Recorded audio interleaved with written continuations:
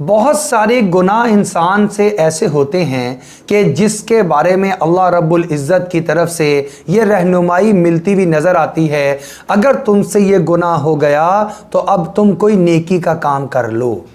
مثال کے طور پر نبی اکرم صلی اللہ علیہ وسلم نے بھی ارشاد فرمایا، جس کا مفہوم یہ ہے کہ اے امتیو، جب تم سے کوئی گناہ کا کام ہو جایا کرے تو اب اس کی نحوست تمہارے دل پر بھی آ گئی، دماغ پر بھی آ گئی، تمہارے نام اعمال میں بھی گرد پڑ گئی، اب تم اس کی گرد کو اور دل سے اس سیاہی کو دھونے کے لیے فوراً ہی کوئی نیک عمل بھی کر لیا کرو۔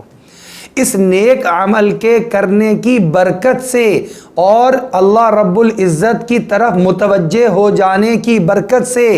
اللہ ایک تو توبہ کی توفیق دے دیں گے، دوسرا یہ نیک عمل کی توفیق مل جائے گی۔ توبہ سے تمہارے گناہ دھل جائیں گے، تمہارا دل دھل جائے گا، پاکیزہ ہو جائے گا، صاف اور شفاف ہو جائے گا، اور نیک عمل کرنے سے وہ جو کدورت آئی تھی، ایک مرتبہ گدلا ہو گیا تھا اس کا دل، اس کا ایمان، وہ روشن ہو جائے گا، چمکدار ہو جائے گا۔ اب اس کا دل صاف بھی ہو گیا بلکہ رونق والا اور چمکدار بھی ہو گیا۔ لیکن دنیا میں ایک ایسا مرض بھی ہے، ایک ایسی نافرمانی بھی ہے اللہ کی، کہ جب تک انسان اس نافرمانی کی حالت میں موجود ہو، نافرمانی کر چکا لیکن اس کے اثرات ابھی موجود ہیں، اس کے ابھی کیفیات موجود ہیں، اس کے بعد کے حالات وہ ابھی موجود ہیں، آفٹر شاکس موجود ہیں کہہ لیں، تو اللہ رب العزت فرماتے ہیں تم خبردار میری عبادت کے بھی قریب مت آنا۔ اور وہ برائی کیا ہے؟ وہ برائی نشہ ہے۔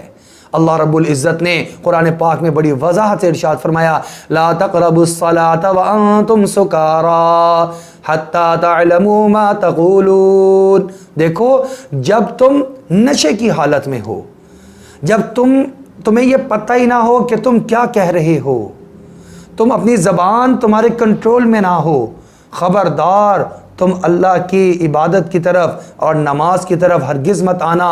نماز سے رک جانے اور روک دیے جانے کی جو سب سے بڑی مرض اور وبا اور برائی ہے وہ یہ نشہ ہے۔ یعنی انسان نشہ کرنے والا اللہ رب العزت کی طرف سے مقرر کردہ سب سے اعلیٰ فرض اور سب سے اعلیٰ ترین عبادت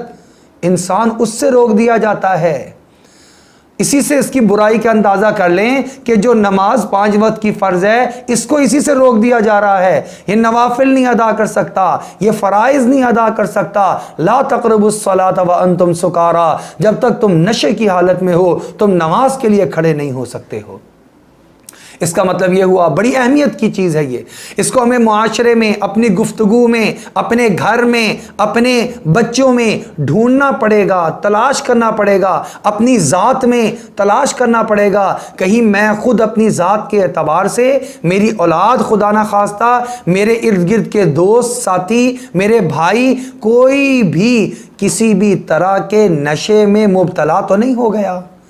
اگر خدا نہ خواستہ وہ نشے میں مبتلا ہو گیا ہے تو یہ ہم سب کو مل کر کوشش کرنی ہے اس نشے سے اس کو دور کرنے کی، ورنہ یہ ایک ایسی بیماری اور لت ہے، یہ خود بھی نہیں چھوڑے گا بلکہ یہ اس سے آگے بڑھے گی، یہ ایک اور کو لگائے گا، اس سے آگے ایک اور کو لگائے گا، اور یہ برائی اور بیماری پھیلتی چلی جائے گی معاشرے کے اندر۔